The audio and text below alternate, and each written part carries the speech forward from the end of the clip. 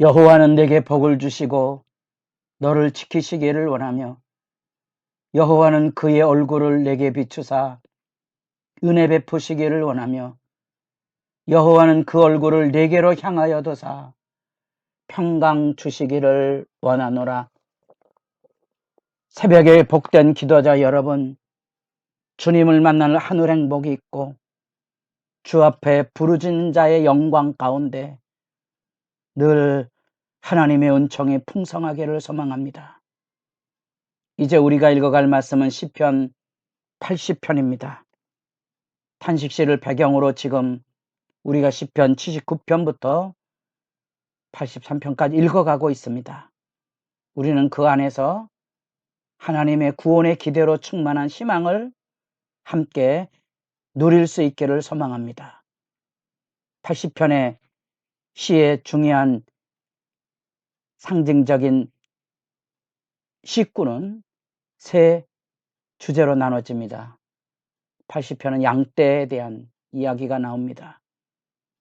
1절로부터 3절까지의 양떼의 모습 안에 여호와의 목자 되심과 인도하심과 자정하심을 선포하게 되고 나라의 멸망 가운데 울부짖어야 됐던 눈물의 아픔을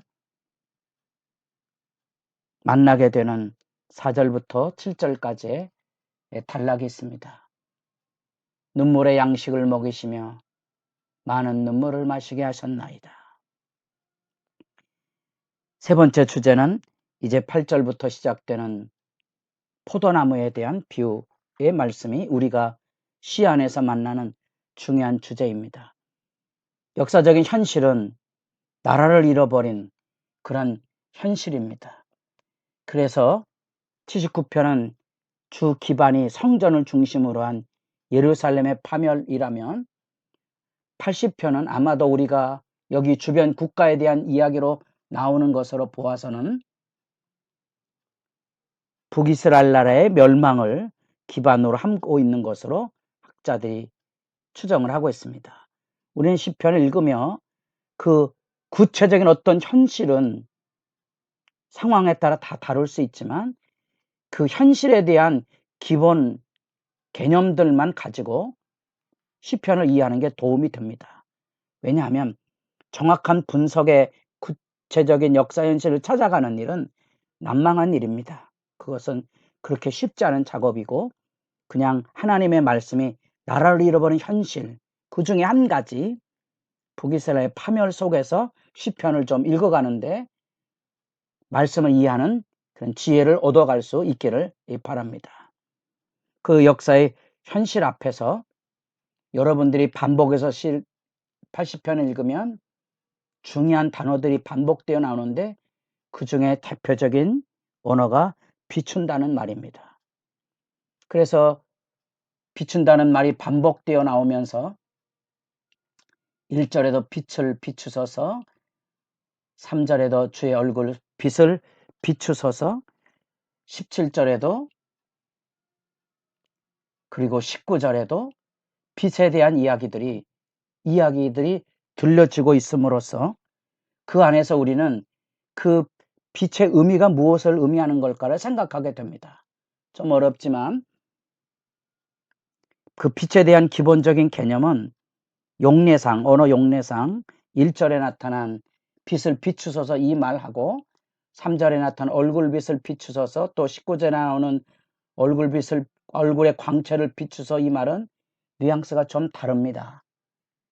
그 1절에 나타난 비추소서라는 이 말은 신현년을 의미하고 있는 그래서 우리가 출애굽기 같은데 우리 19장에서 24장까지 하나님께서 이스라엘 백성들을 언약의 자리로 초대할 때 신의 산의 영광의 임재를 가지고 신현년 하나님의 나타내심을 보일 때 쓰는 용례가 1절에 쓰인 용례고요.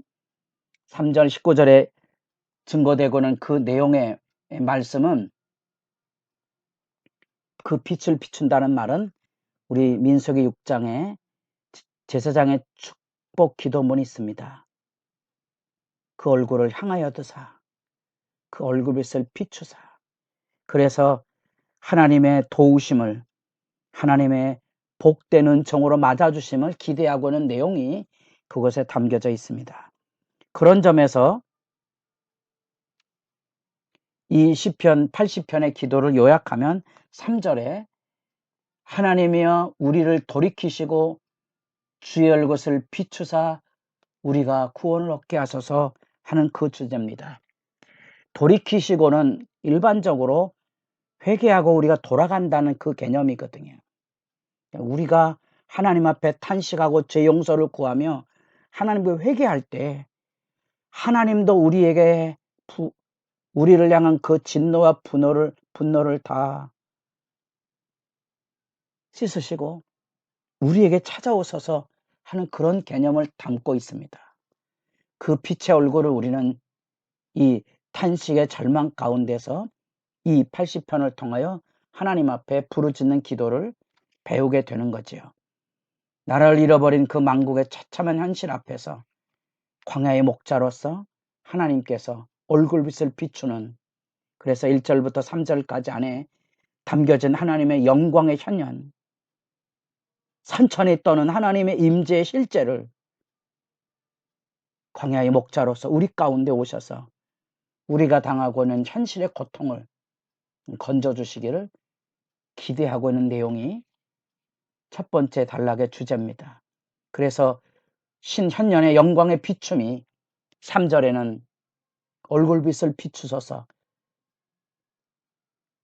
제사장의 축도처럼 백성을 맞아주시는 하나님의 은총의 얼굴 비춤을 기대하고 있는 내용입니다. 두 번째 단락에서는 눈물의 현실이 그곳에서 4절부터 들려지게 되고 그 눈물의 현실 가운데 하나님의 이름이 이렇게 들려집니다. 만군의 하나님 여호와여, 만군의 하나님 여호와여. 하나님의 권세와 능력을 표상하는 만군의 하나님 여호와. 여러분 뜻밖에도 만군의 하나님 여호와는 말라기서에 여러분이 만나보게 됩니다. 단순한 전쟁에 대한 개념만이 아니고요. 나라의 멸망 가운데 하나님의 이름이 만군의 여호와로 나온다는 것 기억하시면 이 의미가 막 가슴이 저려옵니다. 이 나라가 망한 절망 현실 앞에 하나님의 이름엔 만군의 여호와의 권세와 능력은 여전히 우리 기도의 희망이 되고 있는 거지요. 하나님 알고 계십니까? 우리가 너무 하나님을 몰라서 우리의 크고 작은 시련 앞에 너무 무너지고 그곳에 탄식하며 주저앉아서 상처받고 절망하고 아파하는 그런 삶의 현실 앞에 만군의 여호와 이름을 부를 수 있는 기도가 있다면 얼마나 담대한 신앙의 힘이 되겠습니까? 그리고 다시 7절에 주의 얼굴에 광채를 비추소서, 다시 광채를 비춰달라는 3절, 7절, 19절로 이어지는 이 제사장 축복 기도문을 회고하게 하는, 제사장이 백성들을 절기 때마다 맞이할 때 먼 데서 온 그 백성들 하늘의 축복으로 초대하는 그 품처럼 지금 만국의 현실 앞에 하나님의 회복의 품을 기다리고 있는 내용이 얼굴빛이라는 표현 앞에 담겨져 있습니다. 마지막 포도나무 단락에는 8절로부터 19절까지 과거, 현재와 미래에 대한 기대가 담겨져 있습니다. 과거의 사건은 하나님께서 포도나무를 애굽에서 가져다가 심으셔서 뿌리가 박히고 땅에 가득해서 과거의 현실이죠. 출애굽의 영광뿐 아니라 10절에 그 그늘이 산들을 가리고 그 가지는 하나님의 백향목 같으며 그 가지가 바닥까지 뻗고 넝쿨이 강까지 미쳤거늘 다윗 솔로몬 시대의 영광을 표현하는 내용이 여기 담겨져 있습니다. 이게 과거에 대한 회고입니다. 그러나 지금 현실은 나라가 망하는 비참한 현실을 숲속의 멧돼지들이 들어와서 이 포도원을 유린하고 있는 처참한 모습을 여기 표현해주고 있습니다. 돼지는 유대인들의 굉장히 혐오의 대상이죠.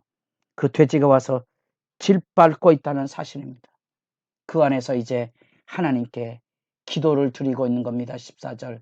만군의 하나님이여 구하옵나니 돌아오소서.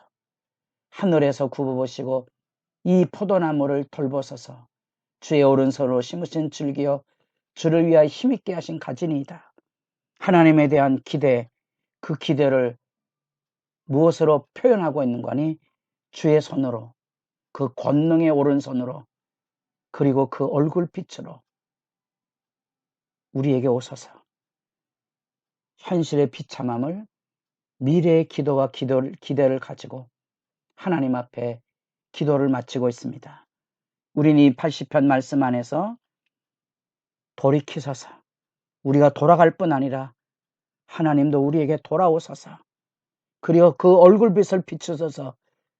천재를 진동하는 현년의 권능의 위엄으로 때로는 제사장의 축복 기도문을 연상하는 것처럼 그 얼굴을 향하여 두사 우리를 안으소서.